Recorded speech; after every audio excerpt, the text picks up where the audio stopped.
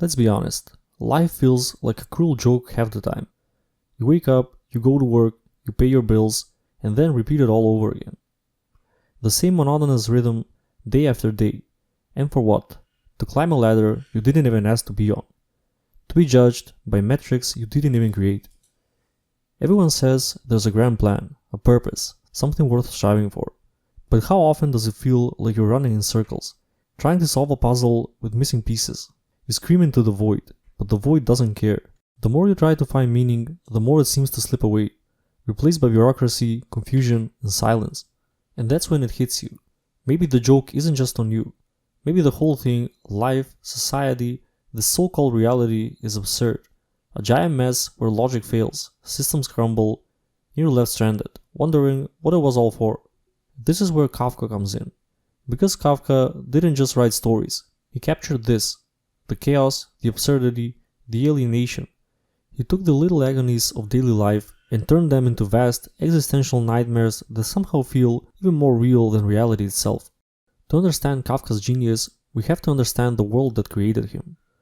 Born in Prague in 1883, Franz Kafka lived at the crossroads of empires, languages, and religions. He was a German-speaking Jew in a predominantly Czech city, a man caught between identities, unable to fully belong to any one group. His sense of not fitting in or being an outsider would haunt him his entire life. His father, Hermann Kafka, was a domineering, overbearing man who cast a long shadow over Franz's existence.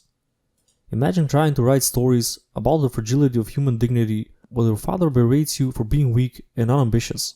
Kafka's relationship with his father was a psychological battlefield, one that shaped much of his work. His infamous letter to his father wasn't just a venting session.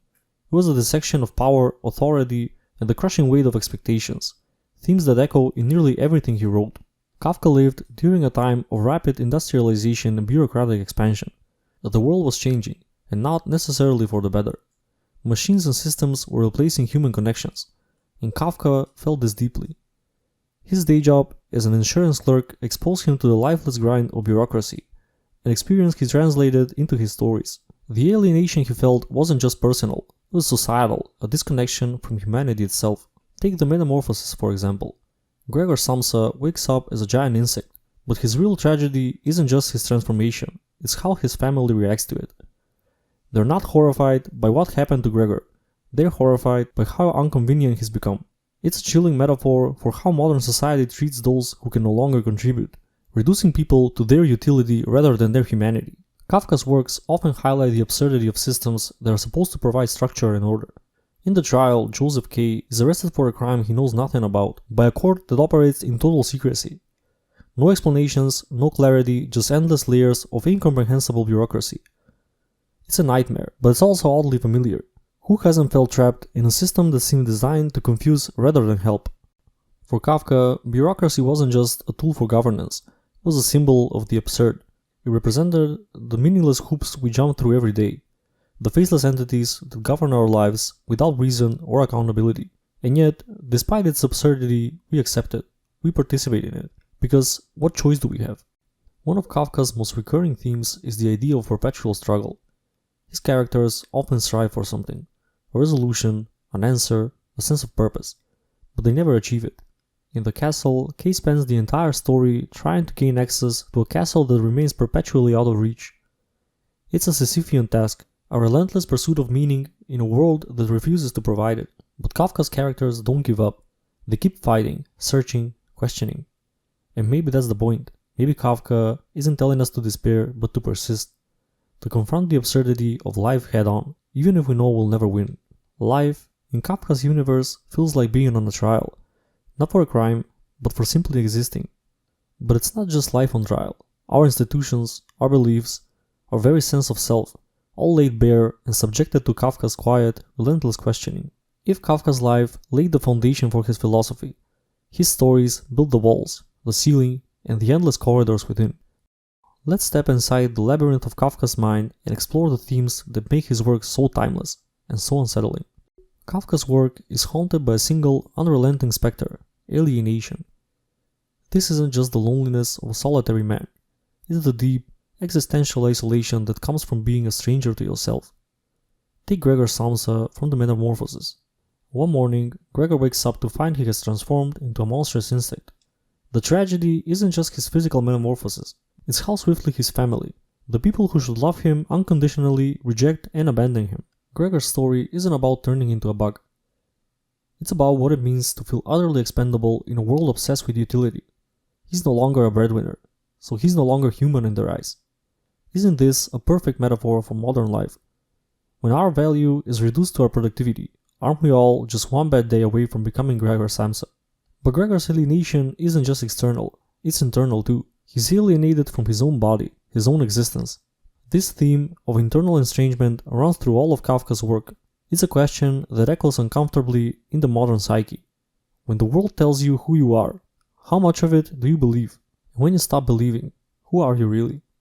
If Gregor Samsa represents personal alienation, then Joseph K. from the trial embodies systemic alienation.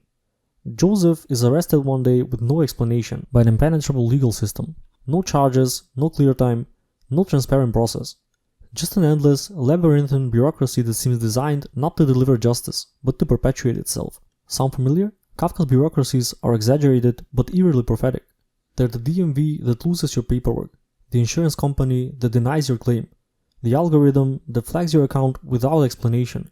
The system isn't evil, it's indifferent, and that indifference is its cruelty. In Kafka's world, bureaucracy is more than red tape. It's a metaphor for the absurd. The absurd isn't chaos, it's the dissonance between our craving for meaning and the universe's refusal to provide it. Joseph K. spends the trial seeking answers, but the system is structured to deny him even the hope of clarity. His story is a tragedy not because he's guilty or innocent, but because the question itself becomes meaningless. Then there's The Castle, perhaps Kafka's most enigmatic work. The protagonist, simply named K, arrives in a village dominated by a looming, mysterious castle. He believes he's been summoned there for a job, but every attempt to reach the castle is thwarted by cryptic messages, indifferent officials, and endless miscommunication. The castle represents ultimate meaning, a purpose, a destination, a reason for being. But the closer K gets, the more elusive it becomes. This is Kafka's genius. He doesn't tell us what the castle is, because it's not just about the castle. It's about the chase. The castle is the promotion you'll never get, the ideal life you'll never live, the existential answers you'll never find. But still, you keep climbing. Why is this? Because what else is there to do? This theme resonates painfully in our modern lives. We're all chasing castles, some material, some existential, all the while ignoring the fact that the pursuit itself might be the only thing keeping us going. It's ironic that the term Kafkaesque has become shorthand for anything bizarre or frustrating. Because Kafka's works are less about the bizarre and more about the familiar made horrifyingly clear. The Kafkaesque isn't a nightmare, it's waking up and realizing the nightmare is real life. Think about it, the endless bureaucracy, the alienation, the unattainable goals. These aren't just literary themes, they're the framework of modern existence. Kafka holds up a mirror, and what we see is unsettling not because it's strange, but because it's us. Why does Kafka's work still resonate nearly a century after his death? Because the system he described, bureaucratic, social, existential, have only grown even more complex. The alienation he captured has deepened in the digital age. The absurdity he illuminated has become our daily experience. But Kafka doesn't just diagnose the problem, he shows us the humanity within it. His characters are trapped, yes, but they're also striving. They're searching for meaning in a world that denies it, for connection in a world that isolates. And isn't that all of us? Kafka's works don't offer comfort or resolution. They don't tell us how to escape the absurd or overcome alienation, but they do something just as powerful. They remind us we're not alone in the struggle. In Kafka's universe, the questions are endless, the answers are elusive, and the struggle is eternal. And yet, perhaps it's in this struggle that we find what it means to be human. So, as you step back from the labyrinth of Kafka's world, ask yourself, what are your castles?